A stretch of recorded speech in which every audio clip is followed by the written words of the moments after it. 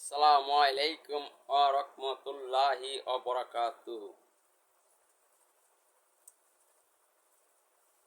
অনেকে টক শোতে বলে থাকেন যে কিছু কিছু দলের জনসমর্থন নাই, 1% 2% সমর্থন আছে, এজন্য তারা পিয়ার চায়। 1 2 3% 5% জনসমর্থন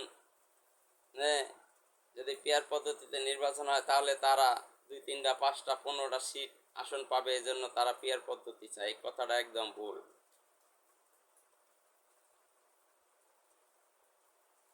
মানুষ পরিবর্তনশীল, সমাজ পরিবর্তনশীল। আমি সারা জীবন একই ব্যবস্থায় থাকবো, এটা হতে পারে না। পদ্ধতি পাল্টানো, এটা দাবি করা, এটা দোষের কিছু নয়। কারণ আমাদের এই বাংলাদেশ স্বাধীন করা হয়েছিল বৈষম্য দূর করার জন্য, কিন্তু আমরা দেখতেছি সমাজ থেকে বৈষম্য দূর হয় নাই। স্বাধীনতা 53 বছর পার হয়ে 54 বছরে পা রেখেছে। এই 54 বছরে যারা দেশ পরিচালনা করছে তারা এদেশের মানুষকে সুখ শান্তি দিতে ব্যর্থ হয়েছে। তারা এদেশের মানুষকে কল্যাণ দিতে পারে নাই। এদেশের মানুষকে তারা কল্যাণের বদলে অকল্যাণ দিয়েছে।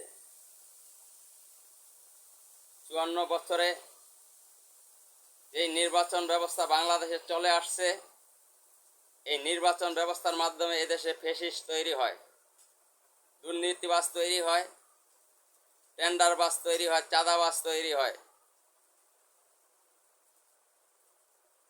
এই নির্বাচনের মাধ্যমে তারা ক্ষমতায় গিয়ে বিরোধী দলের উপর হত্যা, গুম, নির্যাতন, নিপীড়ন, একনায়কতন্ত্র কায়েম করে।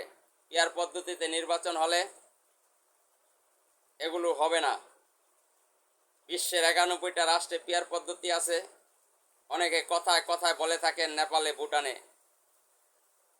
আরে কিছু দেশে তো বিচ্ছিন্ন ঘটনা ঘটতেই পারে। বাংলাদেশে গণতন্ত্র, এদেশেও তো গণতন্ত্রের কবর রচনা হয়েছে কয়েকবার। এদেশে যে নির্বাচন ব্যবস্থা আছে, নির্বাচন ব্যবস্থাও তো উলণ্ঠিত হয়েছে, সেগুলো তো আপনারা বলেন না। সব ব্যবস্থারই ভালো মন্দ আছে, কিন্তু পিয়ারের খারাপ